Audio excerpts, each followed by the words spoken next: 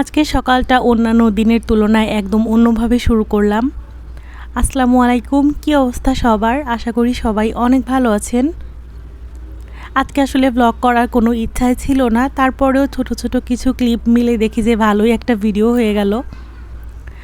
সকাল সকাল একটু ব্ল্যাক কফি নিয়ে নিজেকে একটু এনার্জেটিক ফিল করাতে চাচ্ছিলাম। আজকে আসলে আমার অনেক কাজ।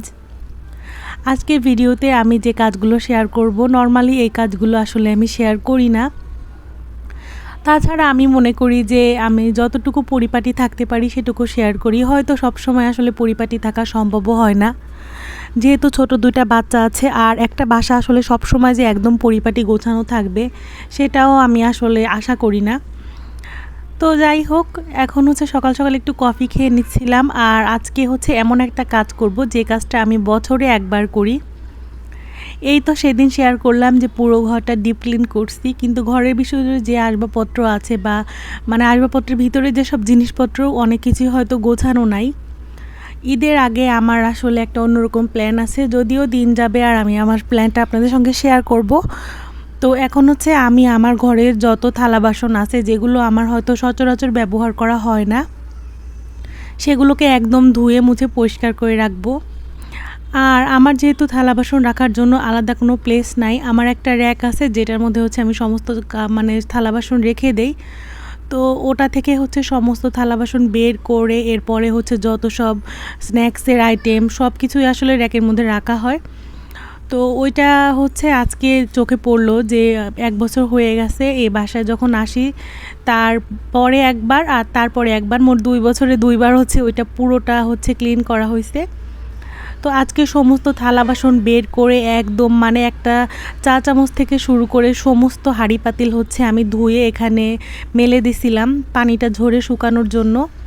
আর সেই সঙ্গে বারান্দায় এক গাদা কাপড় চোপড় তো আছেই, প্রত্যেক দিনই হয়।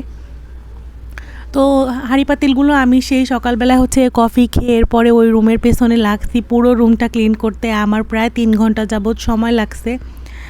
রুম বলতে রুমের প্রত্যেকটা জিনিস আমি হাতে ধরে ধরে পরিষ্কার করছি। আর এখন হচ্ছে আরাপ ঘুমাচ্ছে, আহিল ঘুম থেকে উঠে গেছে। একে তো প্রচণ্ড গরম, এর মধ্যে আরাফ আহিলের গতকাল রাত থেকে প্রচণ্ড জ্বর, আর এর মধ্যে আবার বমিও করতেছে।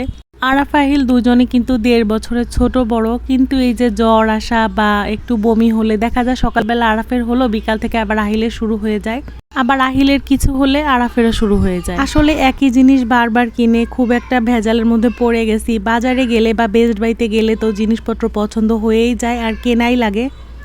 প্রত্যেকটা তাকের র্যাকসিন থেকে শুরু করে চা চামচ, এরপরে হাঁড়ি পাতিল প্রত্যেকটা জিনিসই ধুয়ে ফেলছি, এখন হচ্ছে শুকায়ও গেছে।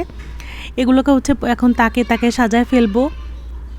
এই তো পুরো টেবিলটা একদম ভরে গেছে। আর কিছু কিছু বয়মের জিনিসপত্র দেখা গেছে যে ডেটও এক্সপায়ার হয়ে গেছে এরকম, যেমন চানাচুরটা অনেক দিন খাওয়া হয়নি, কিছু বিস্কিট ছিল, তো ওগুলো হচ্ছে ফেলে দিয়ে পুরো সব কিছু পরিষ্কার করে এখন হচ্ছে আমি ভালো মতো র্যাকটাকে সাজায় নিব। সব কিছু নামাতে যেমন অনেক বেশি টাইম লাগছে, সব কিছু গোছগাছ করতেও অনেক বেশি টাইম লাগে, যার কারণে হচ্ছে আর এক্সট্রা করে আমার কাজের কোনো ভিডিও আমি শেয়ার করতে পারিনি। এই তো এখন হচ্ছে কিছু কাপড় চোপড় হচ্ছে ভাঁজ করে রেখে দিব। ঘরের মধ্যে গরমের দিনে যদি কাঁথা কাপড় বা যে কোনো কাপড় চোপড় যদি উল্টাপাল্টা থাকে আরও বেশি গরম লাগে আমার মনে হয়। ঘরটা পরিপাটি থাকলে গরমটাও কম লাগে, কিন্তু এই যে আমার বাচ্চারা ওরা আমাদের পেছন তো ছাড়েই না আমার পেছন, তারপরে আর কি করার। এই তো সব কিছু ভাঁজ করে এখন হচ্ছে আমি যার যার কাপড় তার ড্রয়ারের মধ্যে রেখে দিব। আরাফ আহিলের জন্য আলাদা একটা ড্রয়ার প্রয়োজন, কারণ এক ড্রয়ারে 2 ভাই বোনের কাপড় চোপড় রাখার কারণে বেশিরভাগ সময় দেখা যায় যে একজনেরটা পাওয়া যাচ্ছে তো আরেকজনেরটা পাওয়া যায় না। তো যাই হোক, আর আমি বেডের পাশে ছোট্ট একটা ঝুড়ি কিনছি যেটার মধ্যে হচ্ছে আমি কাঁথা তারপরে চাদর এগুলো রেখে দেই। এরপরে বিছানার এক্সট্রা বালিশও এর মধ্যে রাখা যায়, আহিলের ছোট বালিশগুলা, এতে করে হচ্ছে বিছানাটাও পরিপাটি রাখা যায়, যদিও সেটা আসলে খুব বেশি সময় থাকে না। এরপর এই তো এর উপর ছোট্ট একটা কাপড় দিলাম, এরপর একটা মোটা কাপড় বিছিয়ে দিলাম, কারণ মাঝে মাঝে দেখা যায় এটা সাইড টেবিল হিসেবেও ব্যবহার করা হয়। এই তো আরাপ ঘুম থেকে উঠে গেছে আর একদম সন্ধ্যা হয়ে গেছে। আমি কিন্তু এর মধ্যে ওদের জন্য বিকালে নাস্তা রেডি করছি। পুরো ঘরটা যাই হোক এখন একটু মনের মতো পরিপাটি হয়েছে। আর এখন হচ্ছে আমি ওদের জন্য নুডলস রান্না করছি। দুপুরবেলা তো রান্না করছিলাম হচ্ছে কাতল মাছের একটা তরকারি। আসলে আজকে দুপুরে রান্নার ক্লিপ নিতে আমি ভুলে গেছি, এত বেশি টায়ার্ড ছিলাম, কি রেখে কি করব বুঝতেই পারতেছিলাম না। তো যাই হোক, এখন হচ্ছে আমার সমস্ত ঘরটা মোটামুটি আমার মনের মতো একটু হয়েছে। জানি না কাল আবার কোন কাজ চোখের সামনে চলে আসবে। একদিন সারাদিন কাজ করার পরে রাতের বেলায় মনে পড়ে যে যাক আমার সব কিছু হয়ে গেছে, কালকে থেকে শুধু রান্নার খাওয়া, পরে আবার চোখের সামনে কাজ চলে আসে।